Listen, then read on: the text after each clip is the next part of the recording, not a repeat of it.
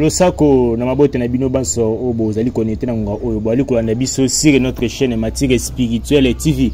Na abonné na biso pe kasi na abonné misuso banda kabiso maintenant ba s'abonner te bon cliquez juste là où on a écrit s'abonner et puis activer cloche de notification, il faut que vous notifiez à tout moment oyo be émission les publier dans notre chaîne Matière Spirituelle TV. Quand on parle de la spiritualité, on voit la seule chaîne Matière Spirituelle TV. Les autres bani to bana oeteli ba interprétation ya bandoto batu ba lota kabele mais kasi to so soleil na oeteli interprétation bandoto ibunga penza na kati ya marché ya ba Christ tout pe na marché ya bana nzambe nyonso yango le autres belango. Je suis avec l'homme de Dieu le prophète Ézéchiel oyo batu beli ba yebie o aza mingi basé sur la spiritualité yango to ba pe ko sosola na oeteli ba interprétation ya bandoto le lengi nzamba te saka moko na moko yango na ligne ensemble. Je dis bonjour.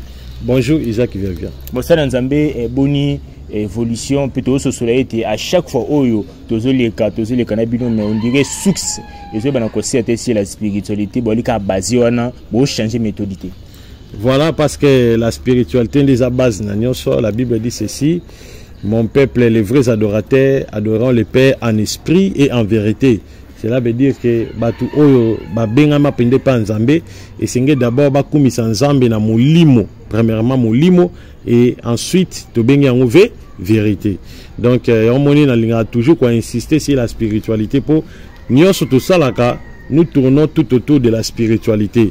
Au cours d'un sa protection, au Lukaka Nzambi, Nzamba Zamoli, Molimo. Les gens pensent que quand on parle de la spiritualité, ils ont Kibunganga. Non, la spiritualité, c'est l'état initial Nabiso. Parce qu'en fait, il y a un kilio, tu as un esprit. Moutunio, ça a un molimo, tu as un bandek au Pumbwe, tu as un dans le premier monde angélique, tu as un papou. Alors, tant que tu as un mokili, tu as un monde de pesanteur, monde de matériel, tu as un humain. Mais en réalité, notre vrai corps, les accords OET, corps Nabiso, théophanique. Donc, c'est un peu ça. Ceux qui m'ont dit si la spiritualité, moi je suis un mot français, mais comment on se nomme na mito ya bateau. C'est souvent des gens qui ont et pas la bino européenne, ça va binoter d'abord voir moi na spiritualité. Spiritualité, bon, au moins ils sont na ba YouTube mikolo zo mona que plupart ya ba pasteur belé ba komi ko imiter moi spiritualité komi ka na domaine la spiritualité moi na ba ngotu ba komi ka spiritualité moi ngotu na kamwe pe ba yi parmi bato ba ne ko bundisa biso mais jour na lobio voyage astral. Abi voyage astral bato ba so ba comprendre mabe abenga ngo voyage en esprit. Donc je comprends que no bato ba komi siko ko kota na magamba ngo na muzindo yango. Donc parce que au moins lelo okoko sa mutu oko ya be ate prophète Ézéchiel azaboy prophète Ézéchiel azaboy okosi na o bato okosi bato qui prophète Ézéchiel azaboy mais vérité reste toujours la vérité. Au moins nga na za o bato ba okanisa te nzambe alakisi ke il est mon serviteur osuki. Vous comprenez? Donc, la spiritualité, il y a un malembe, mais comme charnel, il y a des émotions, il y a des sentiments, il y a une vibration, et puis beaucoup d'agitation. Mais la spiritualité, charisme, maîtrise. Donc, ça veut dire que c'est un charisme, mais la maîtrise. Donc, c'est un peu ça. Donc, pour moi, et ça, là, ni chaud, ni froid, parce que Bible Zoloba, mon peuple périt, faute de connaissance. Bible dit que mon peuple périt faute de prière. Mais le faute de connaissance. Or, la connaissance, c'est quoi? La connaissance, c'est la quatrième dimension de la spiritualité. Connaissance, il y a un mot, molimo. Il y a un mot, Yesu. Abundana Satan en Matthieu 4. Yesu abundana Satan na bonzoto boité. Yesu abundana Satan na quatrième dimension spirituelle. La connaissance. Et puis Satan, tant azo ebisa Yesu, a ebisi a lobi, abandana no Yesu, il est écrit. Hein? Il est écrit. Yesu pas ici, il est aussi écrit. Et ça qui bitumba la quatrième dimension de la spiritualité, ba bengo dimension ya connaissance. Dimension ya connaissance. Et ça quatrième monde angélique, ba bengo combien monde de guetter. Vous comprenez? Donc monde ya ba Seigneur. Il y a des seigneurs qui ont le 24 veillard, qui ont la connaissance, qui ont mis partout. Donc, il y a un moment, les lois, sont allés dans le temps de la fin, pour l'on a Satan, il faut avoir la connaissance. Parce que Satan, les lois, il y a un miracle. Non, le diable fait aussi faire le miracle. Combien de féticheurs ont un miracle dans mon kilo? Les féticheurs ont un spectacle, ils ont un spectacle, ils ont un pasteur, ils ont un féticheur. Bataka même au moins azui penda likasa ya manga be comme $100 et ça miracle soyo longa Satan a miracle ndeni pe il est faiseur de miracles. Pour nous longa Satan c'est par la parole de Dieu. La parole de Dieu c'est la connaissance. La parole de Dieu c'est le mystère caché dans la Bible. Les gens pensent que la parole de Dieu est ba écriture. Non, ezali esprit batama na kati ya la Bible. Non, c'est un peu ça.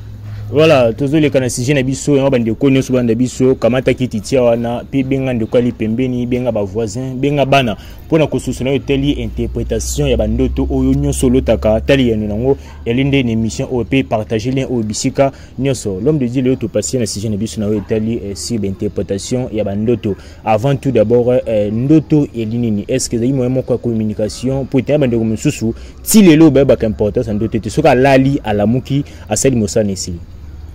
Oui, d'abord, Ndoto ezali voix principale au Nzambe à l'Obelaka Mutu. Hein? Ezali voix principale au Nzambe à l'Obelaka Mutu. Yango babengi yango Ndoto. Parce que Mutu ndenga zalaka wana Nzambe aza na beta soso na libanga. Acha makelele. Mutu ndenga zalaka wana Nzambe azalina voix principale au singela lobela mutu babenga kango quatrième voix au ezali le quatrième corps babenga kango le corps des rêves corps extracorporel autrement dit corps astral. Alors Nzambe pas lobela yo et singela personne ndoto parce que même dans l'Ancien Testament dans la Bible il y a eu des gens, le faiseur de songes. Ceux qui a l'otindoto, à cause de ndoto wana ayenango et pas Aaron, na descendant Aaron. Alobi tala na l'otindoto boye. Alors, balobi te to ndoto yo. Répétez en haut devant l'irim et tinum. L'irim tinum ezalaki pectora de test. Il bande ko tester bandoto ya diable na bandoto ya nzambe. Pour bandoto ya Satan pe ezali. Bandoto pe nzambe pe ezali. Alors ceux qui baillé au bandi qu'on répétait en gros parce que devant le pertora il y avait 12 pierres. Ceux qui mabanga wana 12 et peli minda na yango et puis la 7 couleurs il y a arc-en-ciel. Il y a mon ngale mon lobaka. Toi l'ange qui m'est apparu le 26 juillet 2010, l'ange de la commission, j'agis selon les signes confirmatifs de l'arc-en-ciel. Vous comprenez? Arc-en-ciel c'est l'alliance. Au moins un bébé moro balbi j'agis selon les signes confirmatifs de l'arc-en-ciel. C'est rien d'autre dit, c'est rien d'autre étant la vie que j'agis selon les signes confirmatifs de l'arc-en-ciel, demander ne pas commander. Donc il y a un qui nazo ko sala selon les signes de l'alliance. Mais ce qu'on a les signes de l'arc-en-ciel. C'est rien d'autre. Vous comprenez? Alors ceux qui m'ont en connaissance, ils peuvent faire beaucoup d'analyses sur ça. Bako ça la même avec plus de 10 émissions. 10 émissions, là à lobby les signes confirmatifs de l'arc-en-ciel. Arc-en-ciel a beaucoup les diables, non? Vous comprenez? Manque de connaissance. Alors, le songe est là pour révéler. Le songe est là pour communiquer. Nzambaza na posa lobby là yo, il single la personne d'auto. Alobaka, parce qu'il y a des songes. Il y a les énigmes, il y a les vraies précisions, il n'y a pas. Il y a parole, il y a songe. On dit Nzamba pesio. Net ils sont pesio énigme. Énigme c'est cela qui donne maintenant les troubles. Batu ba comprendre ka ba énigme te. Nzamba ko pesa au songe moko boui. Or que songe on est concerné ka yo. Mais Nzamba lo belo lokola moi scénario moko boui, lokola loko moko boui, lokola moi symbole moko boui. Vous comprenez? Il y a un moment ka lelo oyo dont il y a interprétation, il y a songe. Babengango les dons de l'interprétation, ils ont dans la Bible. Parmi les 9 dons, Nzambe a tient don ya interprétation. Bazo ko interpréter na songe, bazo ko interpréter na parler à langue. Vous comprenez pourquoi? Parce que Nzambe a dit que il y aura un temps où batebele ba ko comprendre ba mystère ya bandoto te. Ba ko comprendre ba mystère ya bandoto te. Ya mon Nzambe pesa ki don ya interprétation des songes. Donc c'est un peu ça. Tozoko bakaka na oyo teli si jina biso mo kwandelo moseli Nzambe bongo na bandeko oyo bango sikoyo bazwa gracité ya kobanda kolota to pe ba comprendre yango na nti ngo ba été difficile pour la communication avec Nzambe to pe ba za bien explication ya bandoto. D'abord mutu azui grâce ya kolota te, il faut oyeba eloko moko. Tango tolalaka tolotaka molimo na biso nde bimaka. Ezaka quatrième corps na biso, aspect, donc quatrième aspect du corps de l'homme. Nde na bengi yango babengi na kombo ya corps extracorporel ou bien corps astral.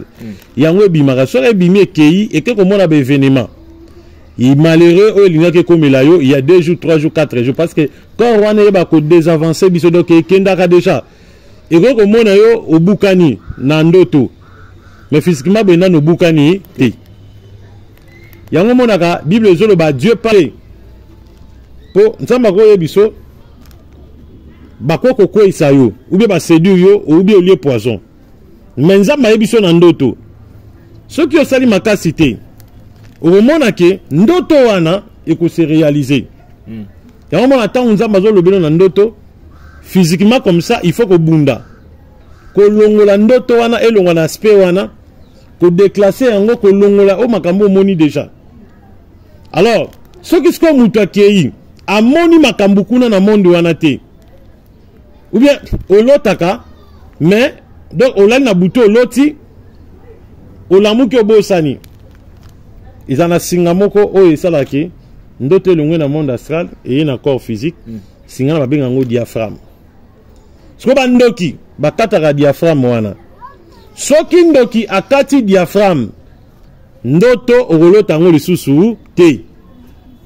Ça veut dire que okomi lokolo ebembe. Donc bato nyonso balotaka te ba diaphragme na bango eza kokatana et c'est ça. Yango monaka mutu akutanaka na ba problème à chaque fois. Nzambe pona nino yebisanga te likambo ekomelingo yebisanga te pona nino. Dieu t'avait parlé mais ndoto eye na niveau ya cerveau te par rapport ya diaphragme na yo za kokatana. Donc toute personne oyo asalaka 2 mois l'autre te ce n'est pas normal, donc c'est anormal.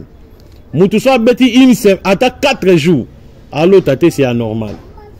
Et sengeli diaphragme wana ba arranger yango pour nzamba pesa biso don ya ko arranger diaphragme wana. Donc c'est un peu ça.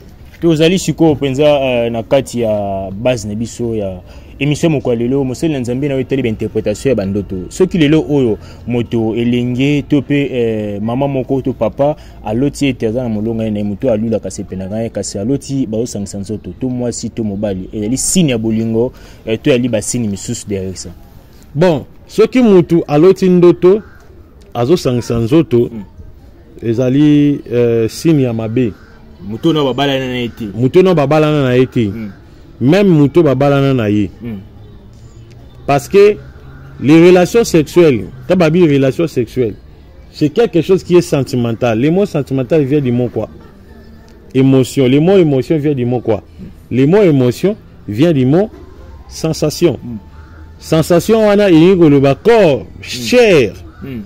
Ce n'est pas dimension spirituelle, mais c'est dans le corps.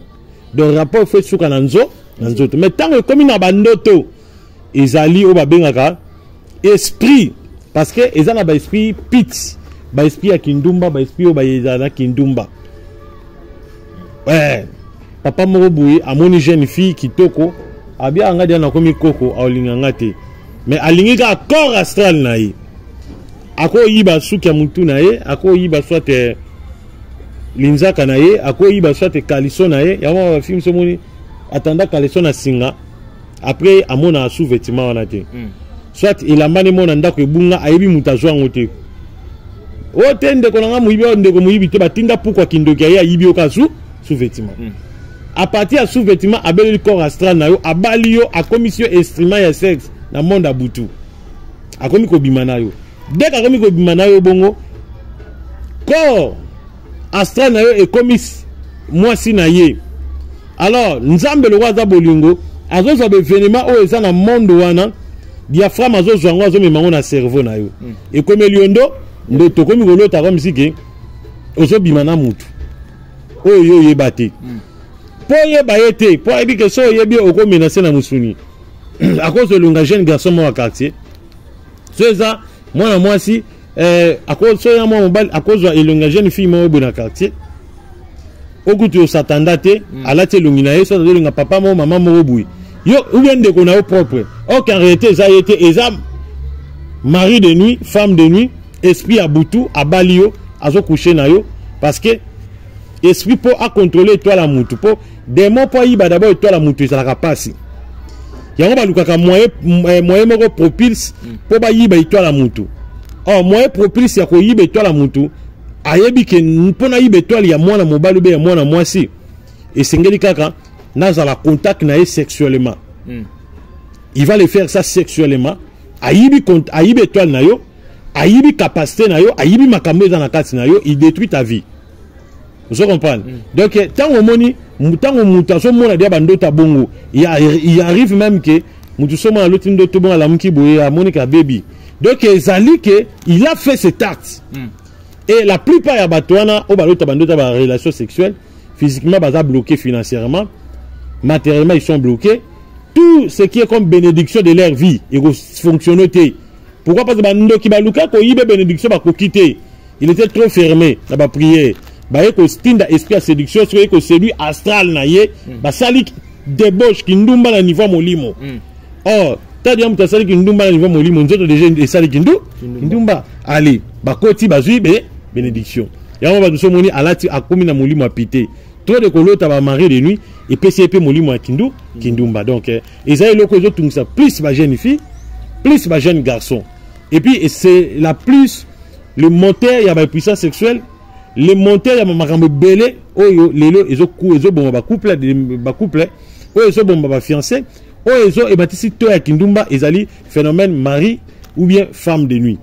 Donc mutu déjà tant azolo tabongo ayeba kena buto aza occupé. Ya mo na ba film somoni à l'autre randoto amelisa mwana ya boulé que nzamba n'a pas boulé na bana. OK, abota na butu. Vous comprenez? Physiquement moya bota exacté.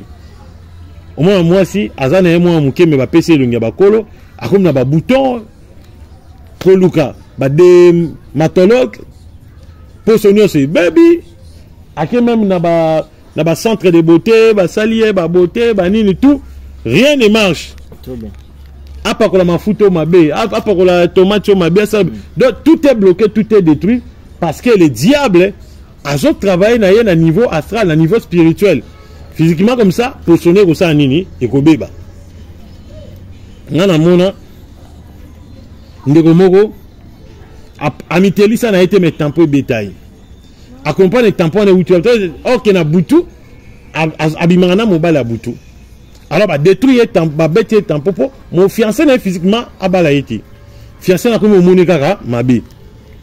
Donc, pour ce comme il même soit pour mon foot, à comme il a comme il a bah, peu, ma parole, ma foot, bah, mbungi, bilo, mandingana. Bah, soit, bah, basé sur le mois, ma bé, bah, bois qu'elle y est. À bois qu'elle sur le mois, caca, pour mon balade dégoûté, naïe. Donc, et ça va critère au test, que moi, si on a à ça occupé dans le monde astral. Donc, à bala kuna donc, soit mon lot, on a bandoto.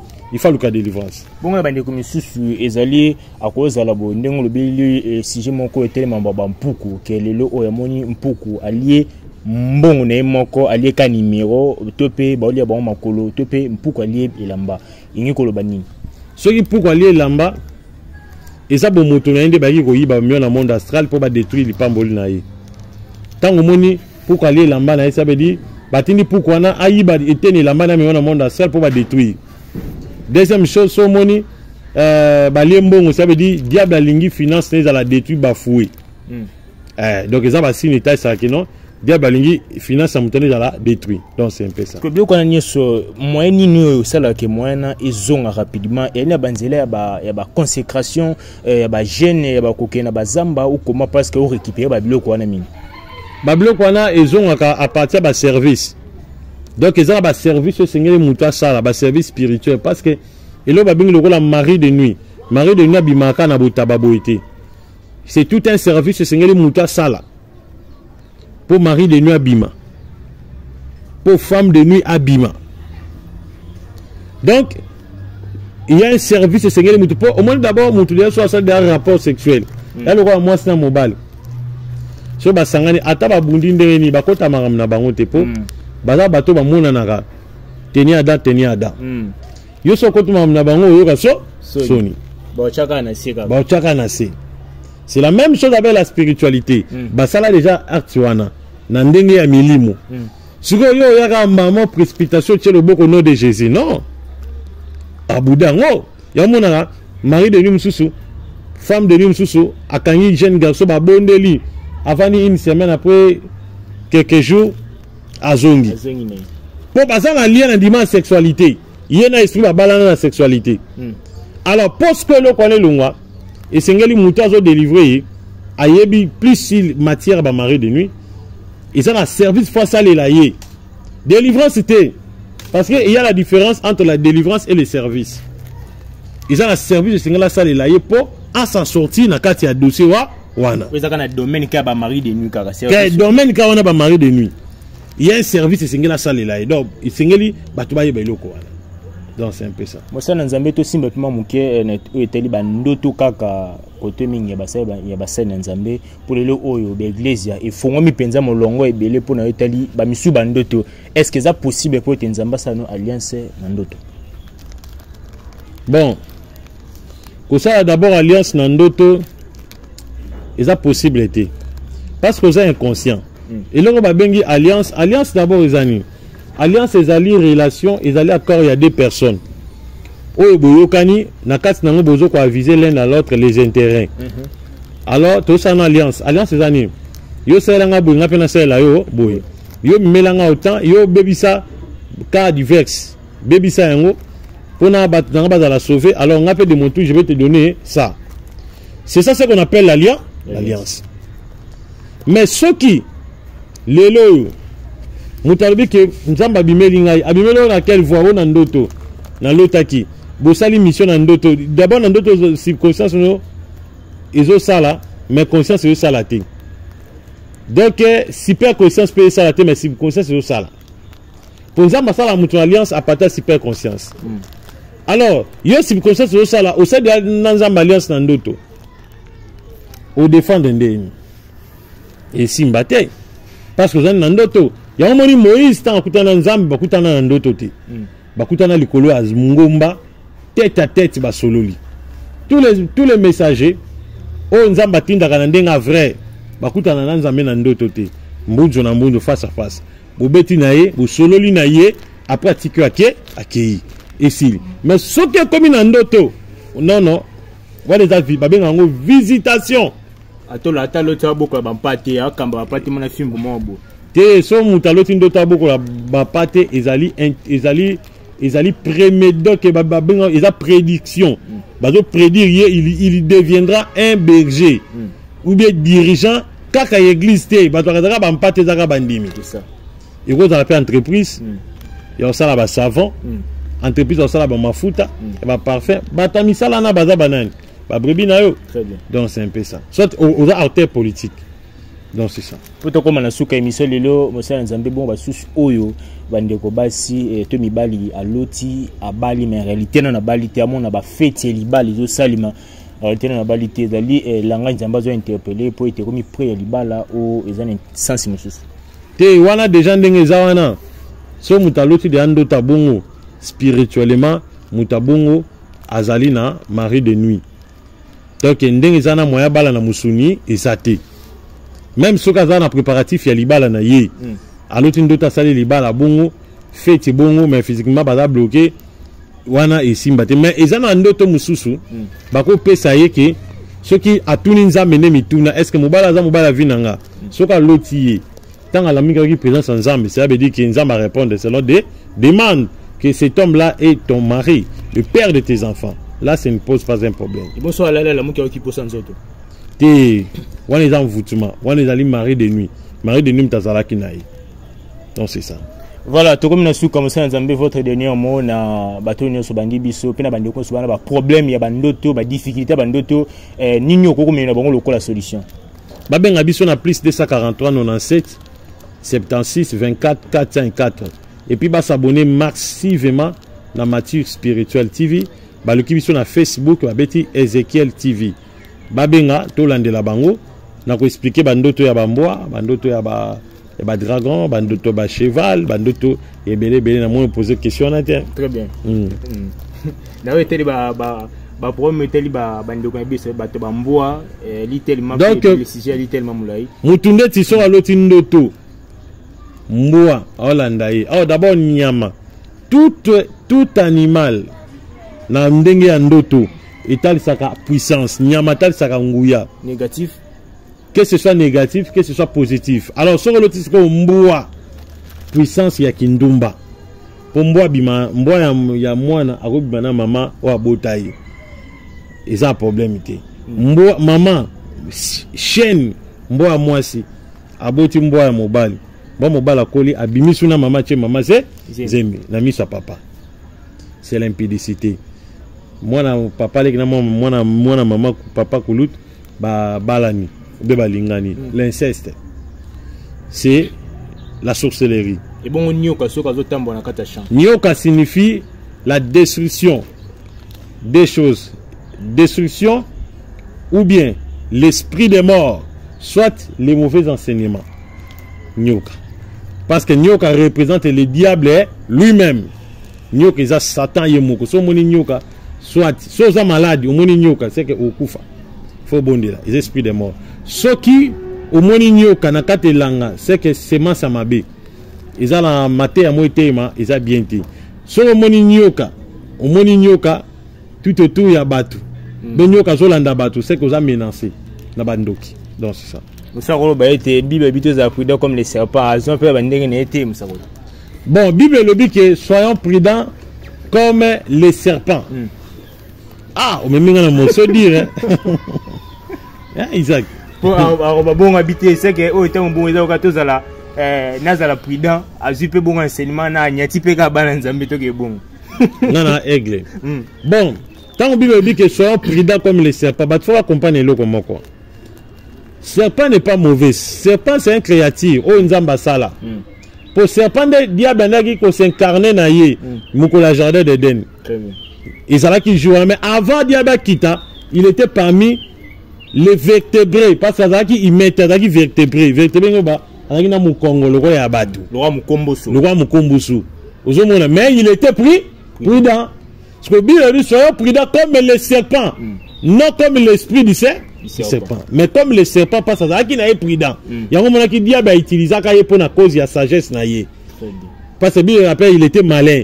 Le diable a utilisé qui maline na wana aux hommes. Donc tant que que soyons prudents comme lui, c'est par rapport à son intelligence qu'il avait avant que le diable l'utilise. Voilà na buki mamo.